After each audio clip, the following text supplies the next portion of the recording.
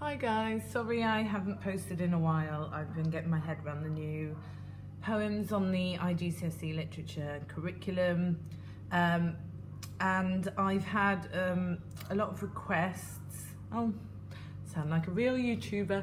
A lot of requests for how to turn the plan that I did in the other video into an actual essay, and how to make those planned paragraphs into written paragraphs. So I thought I'd do that today, and I'm using one of the new poems from the curriculum, The Sea That Eats the Land at Home, and this was recently on the Year 10 PCT.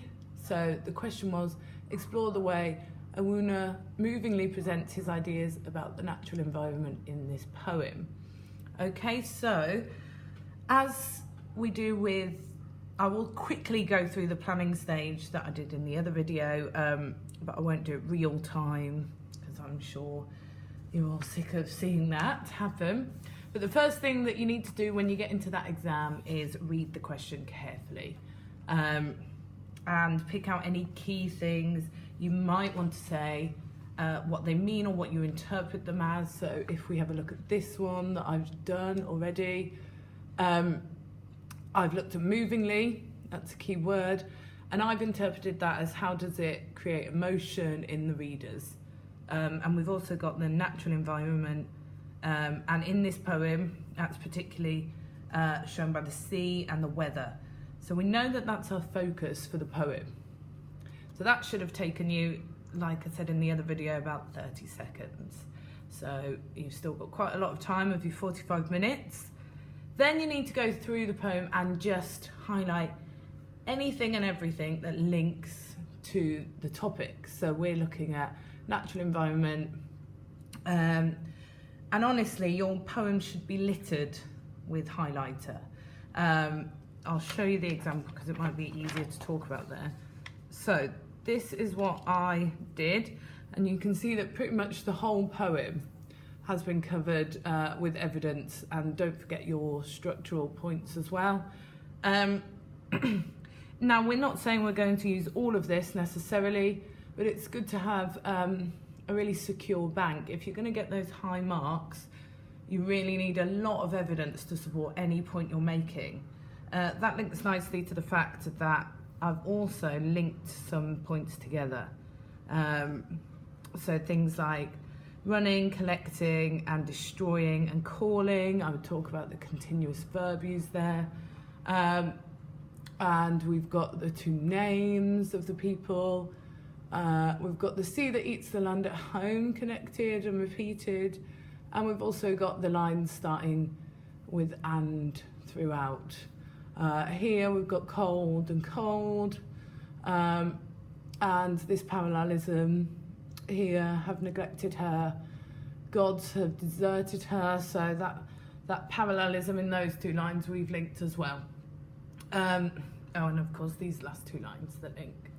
So the reason why that's really good is that when you're writing your paragraph, if you can link quotes together, it means that you can just fit more in the time, and you're also showing what is required for that top band, which is, can you support an idea with lots and lots of evidence from the text? So it's good to have that. And remember, this plan only needs to make sense to you. So in my other video, I did some annotations. You don't need to do that. I just did that for the benefit of the video. This is just for you to make sense of. Now, you should know this poem anyway going in. It's not an unseen. So hopefully you'll be able to do it quite quickly. I've forgotten how long I said in the video, but you should be aiming to have all this done by the 4-minute mark. Is that realistic? Potentially. Anyway, I've also highlighted the title in the ways that links to the question. Now, the reason I've done that, and I won't go into detail about this in this video, but the introduction is a really nice way to, the title's a really nice way, to kind of start your analysis. So I like to analyse a title in the introduction So we would say things about how the natural environment is shown by the sea in this poem, but the personification of eats instantly shows that it's like a predator. And then you've got that noun of home, which you associate with warmth and rest and that kind of juxtaposition. So that's a really nice way to introduce your essay, but we're not going to talk about that yet. So say you've done this in about 4 or 5 minutes, you then need to think of your 4 topics that you're going to look at. And remember, these need to link to the question. So I'm going to say for this poem that the sea is presented as destructive. Now the reason I'm writing as blue is because we will be doing a lot of colour coding in this. If I teach you, you know that I love a bit of colour coding. So we're going to use blue for our topic sentences. So the second one I'm going to look at is merciless and cruel. Omnipotent is a lovely word associated with this poem that means kind of all-powerful. And then the last one I'm going to do is unstoppable.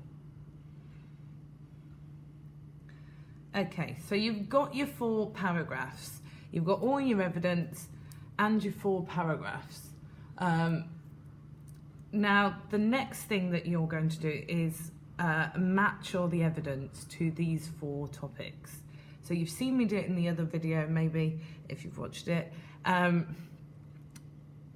I'm not going to do that right now. I'm just going to imagine that you have done that.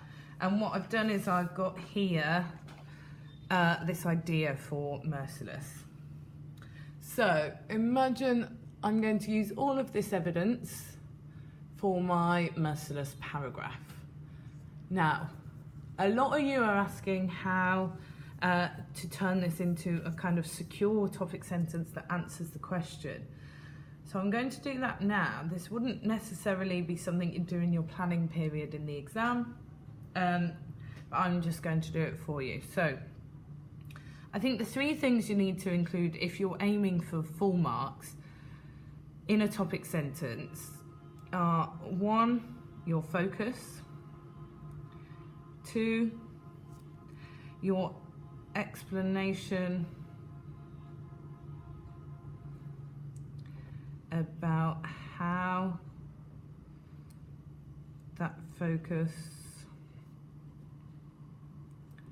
links to the narrative, so what the poem's about essentially, what happens in that poem that shows your focus. And the third one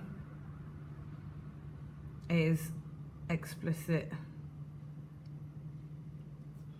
link to the question. Okay, so you've got those 3 things. Now that you've picked your evidence, you can really go to town on this. You know what it's about, you know what you're going to say because you picked your evidence. So I know that I'm going to talk about the people that this natural disaster kind of affects, and also the kind of the setting of the whole thing.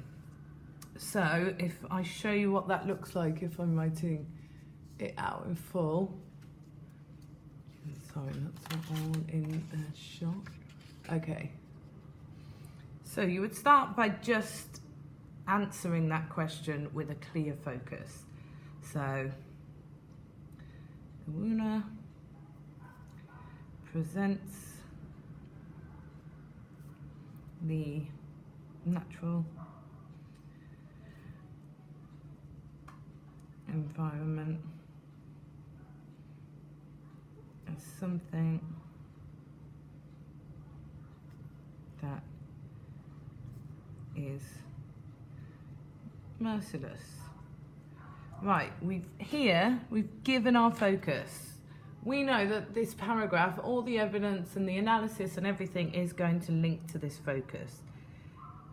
Now, I think to get a C grade, that sentence would be all you need for your topic sentence. But obviously, we want to aim higher. So we're then going to talk about how the narrative shows that the sea is merciless. Now, this is where you can show your knowledge of the poem and what the poem is about, either explicitly or implicitly. So, the poem paints a tragic image. Can you see up to that? Yeah. Sorry. Of villagers who lose everything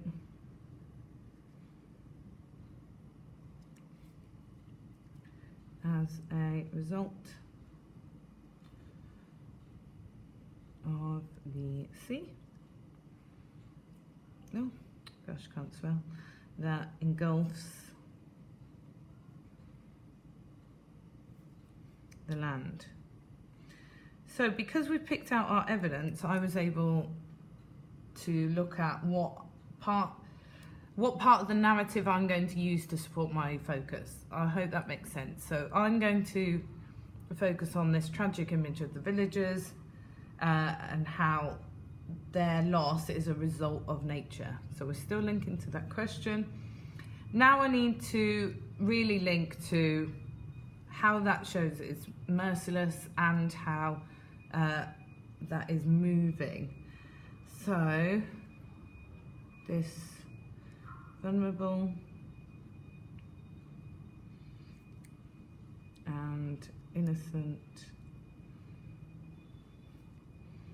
depiction of a rudimentary, I think I'm going to run out of room, African village moves the reader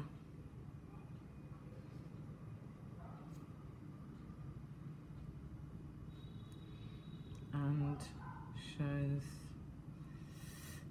can I squeeze it in, nature as a ruthless force with no mercy. Okay, just about. You'll see why I left this blank in a bit. Don't just think I'm very bad with spatial awareness. So, you can see in this last line, we've explained why this narrative that we've given here means that it's moving and merciless. So we've moves the reader and shows that nature, again, clear link to the question, as a ruthless force with no mercy. So now we've got our full topic sentence. I know it's more than one sentence, but we'll still call it a topic sentence because it focuses the paragraph. So, our evidence, our topic sentence. Now, I'm going to talk a little bit about the analysing quotes, the 3 steps of analysis. This is the really the key to literature, and it's often what students find the hardest. So, let's see if I can get this in. Perfect. So, for every piece of evidence that you use, you should really use these 3 steps. So, the first one, step 1 is contextualise the quote. I'll explain what that means in a bit. Then step 2, you analyse the techniques, and you need to give specific effects of that technique. Step 3 is how that then links to your topic sentence. So what is the writer trying to say? And here obviously you'll link everything to what the writer is trying to say about nature, or how the writer is trying to movingly depict nature. So I've got my 3 colours, and I'm just going to show you an example in terms of the first quote. Now, see, we have linked 2 quotes here together. So again, that's really good in that we can analyze 2 quotes in one. So we're using extra stuff from this jam-packed poem, as much stuff as possible that we can get through. So step 1, now contextualize the quote means, can you say what is happening in the poem when your quote comes? So this is really good at showing your understanding, but it's also a really good way of avoiding that when you go into step 2, you don't just explain what it means, because you've already done that. And a lot of students get confused with analysis and explanation. Analysis is not explanation, and this contextualizing of the quote is essentially you explaining that you know what is happening in the poem. So I would say, for example, the sea is described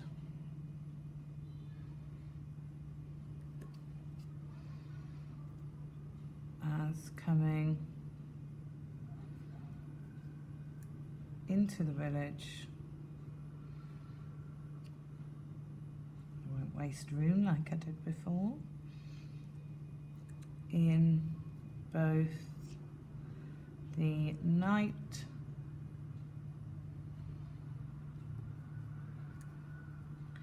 and the dead of night. Okay, so what I've done there is I've shown my understanding of what is happening in the poem at the time. I've also embedded the quote, so I don't have to use the word quote or phrase, because that is a no-no for the literature exam. I've embedded the quote in what's happening at that point in the poem, and that is all the understanding of the narrative that you really need to show at this stage. You've shown the understanding of the narrative in your topic sentence, and now you've contextualized the quote. So now you need to move on to the technique and the analysis. Now, a lot of students give a technique and then move straight on to step 3.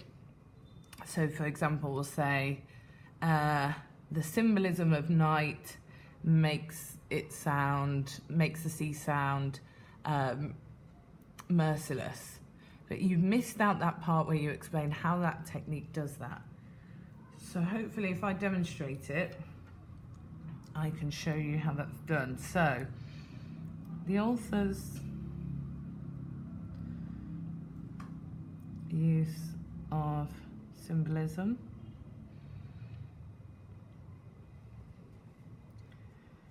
is used to represent a dark time for the villagers and a time that could be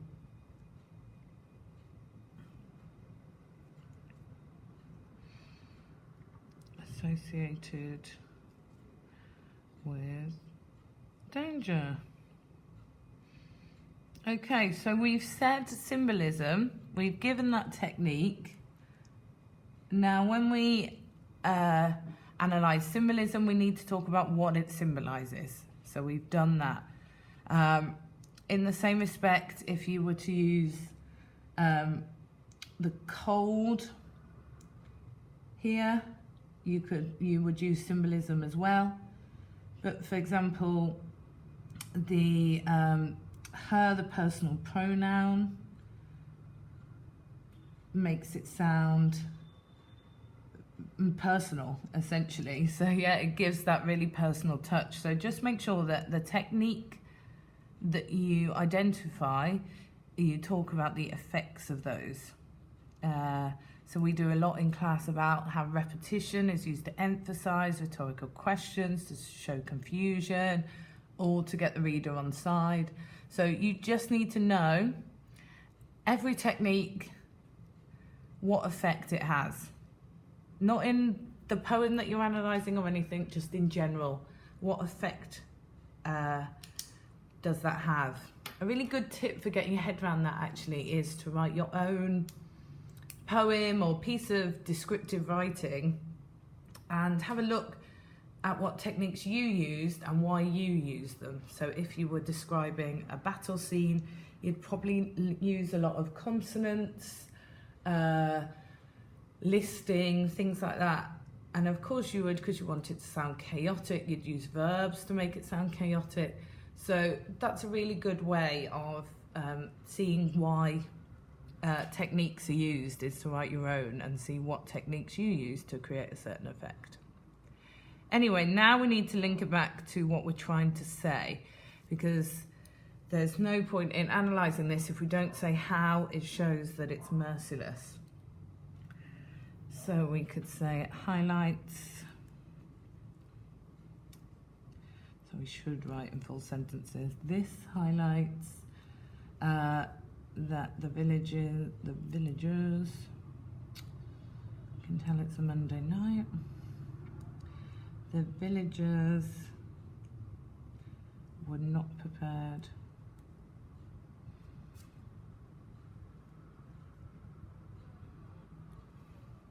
and taken by surprise.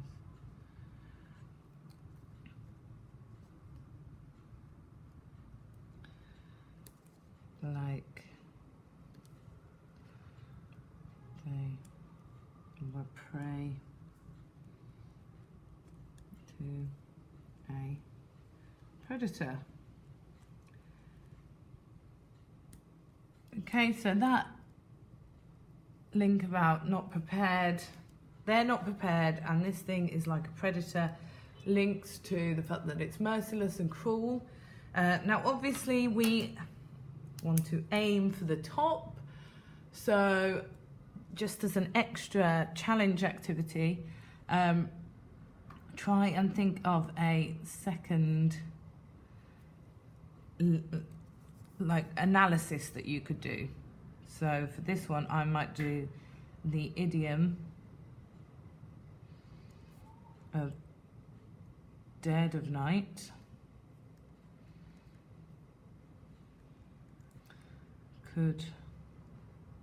I'm running out of room again, so I'm just going to write this quickly. You'd obviously go into a little bit more detail, but could foreshadow death for the people. So then, therefore, we've got two quotes grouped together, the analysis of the technique, and we've even got a second layer of meaning if you're really aiming for those A stars, and then we've linked it back to the topic sentence. So that is really what you need to do for every piece of evidence. Okay, so I've got the final thing, the final paragraph here for you. I'm not going to read it out because I get embarrassed reading my own stuff. Probably should proofread it though, but I'll leave it on that for a bit so that you can read it, and hopefully you can see I've colour-coded it how we would, the topic sentence that we wrote, then with the contextualised quotes, so all of the quotes are contextualised. The purple is that analysis of techniques. I'll try and get this out as well actually. And as well, then that orange, that link to the main point that we're trying to make up here. Notice you don't have to do it in bam, bam, bam like that order. Sometimes you can mix it up with the technique first, but every quote should have those three things.